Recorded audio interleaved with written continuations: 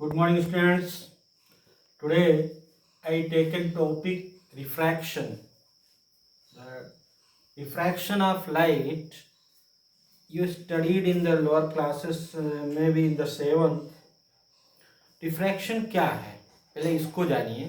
मैं कई ऐसे एग्जांपल्स देता हूँ नेचुरल, जिनको आप समझे कि रिफ्रैक्शन क्या है. जैसे आप ग्लास की विंडो के इस पार से उस पार देख सकते हैं, लेकिन अगर वहाँ वुडन विंडो हो जाए, लकड़ी का विंडो हो जाए, या उस विंडो में हम पेपर लगा दें तो उस पार आप नहीं देख सकते. इसका मतलब है कि जो ग्लास है उसके अंदर से लाइट पार होके आपकी आँख तक पहुँचता है, तो ग्लास में रिफ्रैक्शन होता है. ग्लास में क्या हो रहा है? रिफ्रैक्शन. और अगर उसी ग्लास में एक साइड पेंट कर दिया जाए तो मिरर का काम करता है, रिफ्लेक्शन होने लगता है. तो ग्लास में आप इस पार से उस पार देख सकते हैं. जो आपकी कार है, कार का जो कांच है आप अंदर से बाहर देख सकते हो, उसमें रिफ्रैक्शन होता है, वो रिफ्रैक्शन है. फिर आपकी आँखों में लेंस होता है, उसमें भी रिफ्रैक्शन होता है, तभी आपको चीज़ें दिखती हैं. ऐसी बहुत सी पानी के अंदर कोई चीज़ गिर जाती है, जैसे मान लीजिए कि एक ग्लास है, ग्लास वाटर है, आप उस एक ग्लास वाटर में एक कॉइन डाल दीजिए, then what you will see that the coin will be visible to you. वो कॉइन आप देख सकते हैं. क्यों? ये क्यों दिख रहा है? Because of refraction. तो रिफ्रैक्शन एक ऐसी घटना है जिसमें लाइट किसी ट्रांसपेरेंट मीडियम में जाएगी और जाने के बाद उसकी स्पीड भी चेंज हो जाएगी उसके अंदर, और लाइट का रास्ता मुड़ जाएगा, और लाइट जो एक्चुअल सीधे रास्ते पे जा रही थी ना जाके मुड़ेगी. यानी कि रिफ्रैक्शन में लाइट मीडियम को क्रॉस करके उस पार जाती है, फिर हमें चीज़ें दिखती हैं. तो रिफ्लैक्शन में लाइट उसी मीडियम में लौटती है, जैसे मिरर में उस पार नहीं जाती लाइट, लेकिन इसमें लौटती है. तो रिफ्रैक्शन कौन कौन से, जैसे ग्लास है, लेंस है, प्रिज्म है, ये सब रिफ्रैक्शन शो करते हैं. लेकिन जो आपका मिरर है ये रिफ्लैक्शन शो करता है. तो आज हम रिफ्रैक्शन पढ़ेंगे. So about the refraction I taken one example. एक एग्जाम्पल हमने लिया है, इसको आप समझिए क्या है. यहाँ पे देखिए, यहाँ हमने जो केस लिया है, सबसे पहले रिफ्रैक्शन लाइट समझना है. ये हमने जो पी क्यू आर एस लिया है, सी जो इधर पी क्यू आर एस है, this P Q R S, देखिए आप, पी क्यू आर एस, ये जो स्लैब है ये ग्लास स्लैब है. ये क्या है? ग्लास है. पी क्यू आर एस एक ग्लास का टुकड़ा है, ग्लास स्लैब है. और इसमें हमने लाइट को इधर से इंसिडेंट किया और इधर से लाइट बाहर निकली. कैसे फिनोमिना हो रहा आप देखिए. See this is a normal, this is a normal. Normal means perpendicular. जैसे आप कोई सरफेस के परपेंडिकुलर डाल दो उसको बोलते हैं नॉर्मल. फिर ये लाइट आपका आई ए बी इंसिडेंट रे. ए बी को क्या बोलेंगे? A B is incident ray. Light is coming to the glass surface P Q, इसलिए ए पी को बोलेंगे इंसिडेंट रे. और I is called the angle of incidence. इसको क्या बोलेंगे? Angle of incidence. Angle of incidence. Now you explain what is the angle of incidence. अगर कोई आपसे पूछे कि what is the angle of incidence, the angle between incident ray and normal is called the angle of incidence. Then what happens, light को सीधा जाना चाहिए ऐसे, C A B and dot dot dot, because the nature of light is always straight only straight path.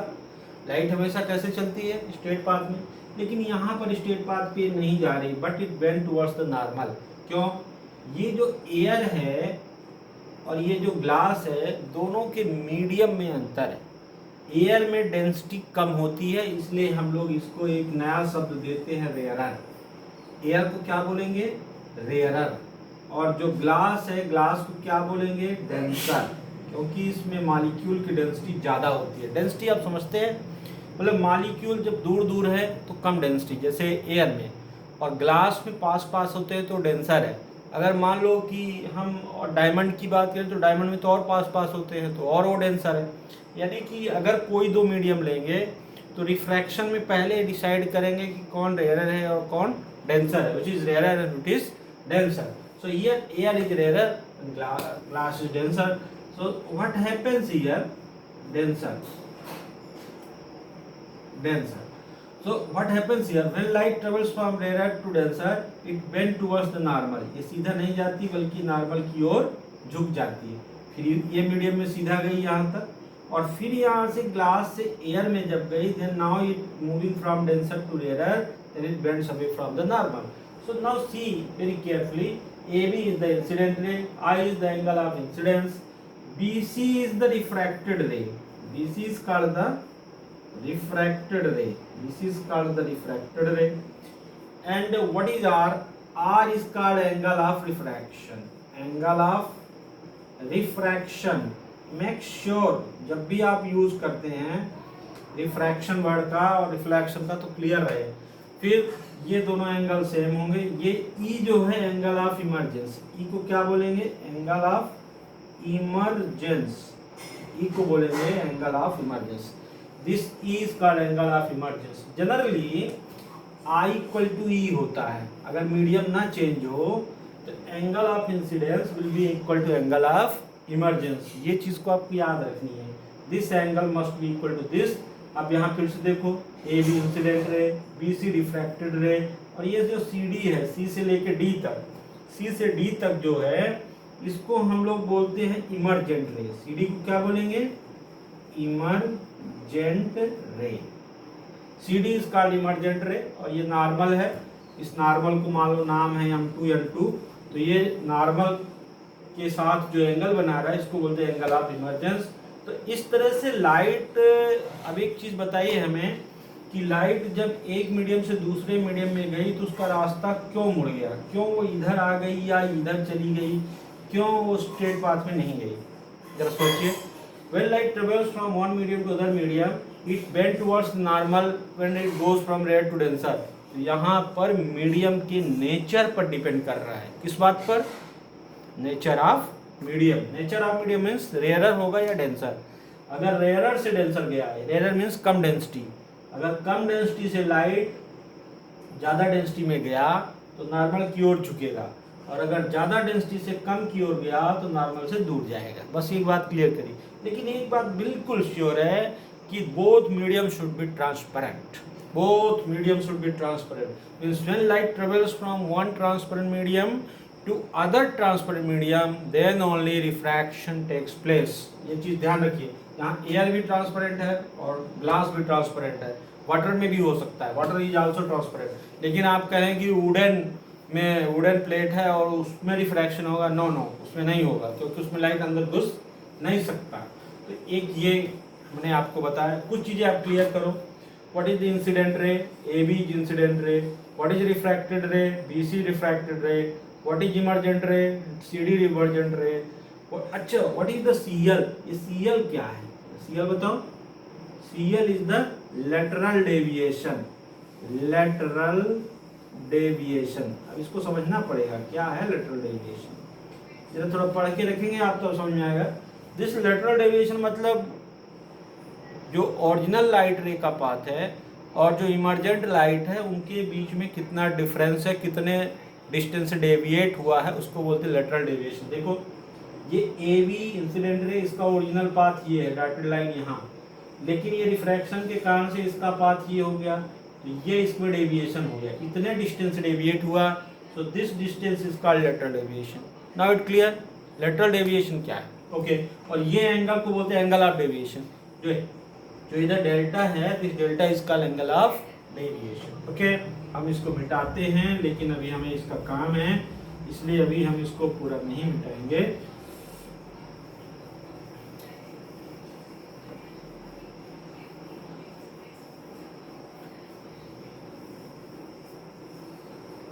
चलिए, हमारा जो काम है इतने से हो जाएगा।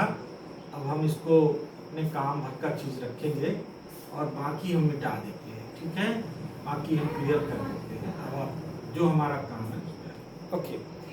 जैसे आप इस डायग्राम को देखिए, इस डायग्राम में क्या है कि लाइट यहाँ रेयरर है, रेयरर, और ये डेंसर है। When light travels from rare to denser, then it bend towards the normal। इसका सीधा ऐसे जाना चाहिए था। ये फिगर को आप देखिए, दो मीडियम हो गया, ये पहला मीडियम, ये दूसरा मीडियम। तो जब लाइट रेयर से डेंसर में गया तो नॉर्मल की ओर झुक गया, ये हमने इस डायग्राम को हल्का मॉडिफाई किया। अब इसमें हम लोग पढ़ेंगे law of refraction. Law of refraction, laws कर दे, दो लॉ है इसमें, law of refraction, laws of refraction. तो इसमें जो पहला लॉ है, incident ray normal and refracted ray all lie in same plane, all lie in same plane, ये एक प्लेन में रहेंगे। प्लेन का मतलब मैंने आपको उस दिन भी बताया था कि ये प्लेन है, लेकिन मतलब इधर से आ रहा है तो इधर ही निकलेगा, ये ऐसे बाहर नहीं जाएगा, ये ऐसे नहीं जाएगा। अगर दूसरे प्लेन में चला गया तो फिर ये लॉ नहीं लगेगा। तो पहला लॉ ये है कि incident ray, refracted ray and normal all lie in same plane. दूसरा लॉ जो है इसका बहुत इंपॉर्टेंट लॉ है, उसी लॉ को हमको अच्छे से समझना है। दूसरा लॉ ऑफ रिफ्रैक्शन जो है, इसको हम लोग बोलते हैं स्नेल्स लॉ भी बोलते हैं। देखो ये किसी रेफरेंस बुक में आपको मिलेगा, स्नेल नाम का वैज्ञानिक ने खोजा जाता है, इसलिए इसको बोलते हैं क्या, स्नेल्स लॉ, बट इसको बोलते हैं लॉ ऑफ रिफ्रैक्शन। क्या है लॉ ऑफ रिफ्रैक्शन? देखो मैथमेटिकल है, sine I upon sine R. I क्या है? Angle of incidence.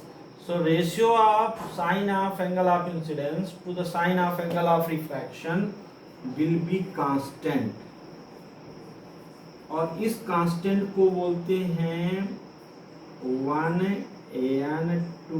चलो समझने की कोशिश करो, हर बुक में अलग अलग है, इसको n भी बोलते हैं, लेकिन 1n2 का मतलब समझना चाहिए, 1n2। और इसको बोलते हैं रिफ्रैक्टिव इंडेक्स। क्या बोलते हैं? Refractive index, refractive index. और 1n2 का मतलब होता है refractive index of second medium with respect to first, यानी refractive 1n2 stands refractive index of second medium with respect to first. जरा यहां समझने की कोशिश करो। जैसे ये पहला मीडियम है तो पहले से दूसरे में आया, जैसे मान लो ये एयर है, थोड़ी देर के लिए ये एयर है, ये क्या है? ग्लास है। तो क्या लिखोगे इसको? ANG, ए और जी सफिक्स में रहेंगे, लेकिन किसी किसी बुक में n बस लिखा है, इसलिए आप कंफ्यूज ना हो। थोड़ा लेवल में थोड़ा और पढ़ने के लिए 1n2 कर लो, अदरवाइज n भी यूज कर सकते हो। तो इसको क्या बोलते हैं? Refractive index. रिफ्रैक्टिव इंडेक्स का ये फार्मूला है, इसको हम लोग स्नेल्स लॉ बोलते हैं। अब यहाँ इसको मैं मिटा देता हूँ, आप डायग्राम दिखाना था इसलिए इसको रखा था हमने। अब एक बार फिर से समझो कि sine I upon sine r equal to n, यही स्नेल्स लॉ है, यही इंपॉर्टेंट लॉ है। n क्या है? Refractive index. क्या इसका यूनिट होगा? No unit. क्यों यूनिट नहीं होगा? क्योंकि ऊपर भी एंगल नीचे भी एंगल है, कट जाएगा, इसलिए इसका कोई यूनिट नहीं होगा। लेकिन रिफ्रैक्टिव इंडेक्स हर मीडियम के लिए अलग अलग होता है।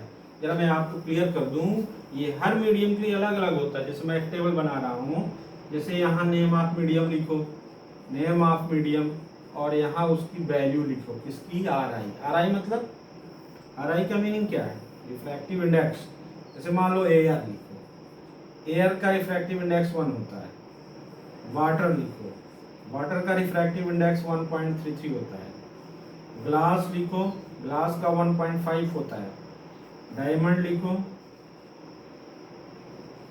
डायमंड का 2.4 होता है। ऐसे बहुत से मीडियम हैं, आप इन दो का याद कर लीजिए, इन 3-4 का, इससे आपका काम चल जाएगा। तो एयर के साथ साथ वैक्यूम भी कह सकते हैं, वैक्यूम भी होता है, एयर या वैक्यूम दोनों का 1 होता है। वाटर का 1.33, ग्लास का, देखो यहाँ से देखते चलो, एयर की डेंसिटी कम है इसलिए रिफ्रैक्टिव इंडेक्स कम है, वाटर की डेंसिटी ज़्यादा है एयर से, इसलिए इसका थोड़ा ज़्यादा है, ग्लास का वाटर से भी ज़्यादा है, डायमंड का सबसे ज़्यादा है। तो आप देख रहे हैं कि जैसे जैसे डेंसिटी बढ़ रहा है रिफ्रैक्टिव इंडेक्स बढ़ रहा है। समझ गए? तो ये एक बेसिक कंसेप्ट है, जिस कंसेप्ट को आपको जानना जरूरी है कि refractive index based on the density, based on the density, जिसका डेंसिटी ज़्यादा है उसका रिफ्रैक्टिव इंडेक्स ज़्यादा होगा, जिसका डेंसिटी कम है उसका रिफ्रैक्टिव इंडेक्स भी कम होगा। तो इस तरह से आपका एक मैंने कंसेप्ट पढ़ा। दूसरा कंसेप्ट है, अभी मैं आपको डिस्कस करता हूँ, स्फेरिकल लेंस। जैसे ये हो गया, अब स्फेरिकल लेंस की बात करूँगा। स्फेरिकल लेंस, उस दिन आपने मिरर पढ़ा था, आज हम लोग स्फेरिकल लेंस पढ़ेंगे। तो जो लेंस है स्फेरिकल लेंस, स्फेरिकल लेंस दो तरह के होते हैं, कॉन्वेक्स लेंस और दूसरा होता है कॉनकेव लेंस। देखो लेंस कैसे होता है, मैं बनाता हूँ। ये देखो ऐसे, जिसमें दोनों सरफेस उठी हुई रहती हैं, यहाँ बीच में क्या है, इसमें ग्लास, इसकी दो सरफेस है, एक सरफेस इधर दूसरी सरफेस इधर, दोनों सरफेस उठी हुई है, इसलिए इसको बोलेंगे कॉन्वेक्स। क्या बोलेंगे, कॉन्वेक्स। लेकिन ऐसी सरफेस जिसमें बीच में दबा हुआ है दोनों सरफेस और किनारों पे उठा हुआ है, ये भी दबी हुई है दूसरी भी दबी हुई है, इसलिए इसको बोलेंगे कॉनकेव। तो दो प्रकार लेंस एक्चुअली क्या है, लेंस एक ट्रांसपेरेंट मीडियम होता है जिसमें लाइट इस पार से उस पार जाती है। लेंस आपने कहाँ देखा होगा, अपना डेली लाइफ में कहाँ देखे होंगे लेंस, आप याद करिए कहाँ देखे होंगे लेंस, बताइए। कैमरा में देखे होंगे, मोबाइल के कैमरा में लेंस लगा है, आपकी आंखों में नेचुरल लेंस है कॉन्वेक्स। आप मैग्नीफाइंग ग्लास कभी देखे होंगे नोट को चेक करते हुए, या पॉमिस्ट लोग हाथ में देखने के लिए रखते हैं, तो वो भी लेंस ही है, वो लेंस है। और वाटर ड्रॉप्स भी लेंस है, ग्लास का तो नहीं है लेकिन वाटर ड्रॉप्स भी एक तरह से लेंस है। यानी लेंस वो, और लेंस मतलब उसमें दो सरफेस होगी और उसमें रिफ्रैक्शन होगा, उसको हम लोग लेंस बोलेंगे। अपनी सुविधा के लिए ग्लास के हम दो लेंस बता दिए, एक कॉन्वेक्स और एक कॉनकेव। देखिए कुछ बच्चों को जो आँख में लेंस लगते हैं, तो आप उनको टच करके देखिएगा, अगर उसको किनारे पे पतला है और बीच में मोटा है तो कौन सा होगा, उसको कॉन्वेक्स लगता है। और किसी किसी को बीच में पतला और किनारे पे मोटा है तो उसको कौन सा लेंस लगता है, कॉनकेव। यानी कि दो प्रकार के लेंस होते हैं, कॉन्वेक्स और कॉनकेव, और ये दोनों लेंस को आप टच करके भी पहचान सकते हैं। ज़्यादातर जो आपका आँख का डिफेक्ट्स है, जो लॉन्ग साइटेडनेस और शॉर्ट साइटेडनेस है, जिसमें पास का दिखना और दूर का दिखने में प्रॉब्लम होती है, उसके लिए अलग अलग तरह के लेंस लगते हैं। उसको आप टच करके समझ सकते हैं इसको कौन सा लेंस लगा हुआ होगा। अगर लेंस किनारों पे पतला बीच में मोटा है, कॉन्वेक्स लगा होगा। अगर लेंस बीच में पतला किनारों में मोटा तो कॉनकेव लगा होगा। So this way you can find the nature of the lens. तो यहाँ पर हम लोग लेंस को पढ़ें, और लेंस के बारे में और भी हम लोग विस्तार से पढ़ेंगे अगले वीडियो में। एक साथ वीडियो में बहुत बड़ा हो जाएगा और बहुत सी चीज़ें हो जाएंगी, आपके लेवल से ऊपर उठ जाती हैं, तो इसलिए आपके लेवल में ही छोटी चीज़ों को हम लोग डिस्कस करेंगे। तो सबसे पहले जो चीज़ आप हम लोग ने आज पढ़ा कि रिफ्रैक्शन क्या है। रिफ्रैक्शन है लाइट का एक मीडियम से दूसरे मीडियम में जाना। और दूसरा हमने पढ़ा कि इंसिडेंट रे क्या है, रिफ्रैक्टेड रे क्या है, इमर्जेंट रे क्या है, एंगल ऑफ इंसिडेंस क्या है, एंगल ऑफ रिफ्रैक्शन क्या है, एंगल ऑफ इमर्जेंस क्या है। फिर हमने ये पढ़ा कि लॉ ऑफ रिफ्रैक्शन क्या है, फिर स्नेल्स लॉ पढ़ा हमने, और फिर लास्ट में हमने ये स्नेल्स लॉ थोड़ा ध्यान से पढ़िएगा, sine I upon sine r equal to n. और ये भी हमने पढ़ा कि अलग अलग मीडियम के लिए अलग अलग रिफ्रैक्टिव इंडेक्स होते हैं। वाटर के लिए सबसे कम, एयर के लिए सबसे कम, और डायमंड के लिए सबसे ज़्यादा 2.4। इस तरह से हमारा ये जो रिफ्रैक्शन का टॉपिक है, इस टॉपिक को हम लोग को देखना है, और इसको अगले वाले वीडियो में अब हम लेंस का डिस्कस करेंगे और एक अच्छा वीडियो देंगे, क्योंकि इसमें हमें बहुत सा डायग्राम बनाना पड़ेगा, रे डायग्राम। आप पैरेलल में बुक में देख लीजिए, द थिंग्स आर गिवन। लेकिन हमने कुछ कमेंट्स पिछले वीडियो में देखे कि पिछले वीडियो में मैंने थोड़ा इंग्लिश वर्ड यूज़ किए थे और ज़्यादातर इंग्लिश का शब्द यूज़ किए थे, तो कई बच्चों ने कमेंट्स में दिया कि सर थोड़ा समझ में नहीं आ रहा है इंग्लिश में, इसलिए मैं इस बार हिंदी में कोशिश किया हूँ। लेकिन आप लोग इंग्लिश में ही सीखिए, क्योंकि अल्टीमेटली आपको इंग्लिश में ही लिखना है, इंग्लिश में ही समझना है। और हिंदी में समझने से ऐसा कोई प्रॉब्लम नहीं है, लेकिन लास्ट में जब आपको लिखना पड़ेगा तब आपको इंग्लिश की ही ज़रूरत पड़ेगी। इंग्लिश मीडियम आप लिए हैं तो, और आपकी बुक्स भी इंग्लिश में हैं। So this is my advice to you read in English and try to understand the abstracts written in the books, and also try to speak in English, because when you will practice in English, then you will be able to write in your answer sheets clearly, otherwise it will take time। और ये थोड़ा जो hesitation रहता है वो उसके चलते आपका थोड़ा बहुत नुकसान हो सकता है। सो ये मैं कहूँगा कि पैरेलल में टेक्स्ट बुक पढ़ते चलिए। जो सिलेबस मॉडिफाई हुआ है वो आप लोग के पास होगा, अगर नहीं है तो मुझे लगता है शायद अब मिल गया होगा, कई टीचर दिए होंगे, नहीं है तो आप कमेंट दीजिएगा और मैं उसको करूँगा। और मैंने जैसे पिछली बार कहा कि जो भी कमेंट है आप हमें कहाँ पर देंगे, यूट्यूब चैनल पे देंगे, व्हाट्सएप ग्रुप में नहीं देंगे, क्योंकि वहाँ जगह कम हो जाती है, ढेर सारे मैसेज आते हैं। तो इस तरह से मैं आपके टच में रहूँगा। तो this is enough for today, thank you.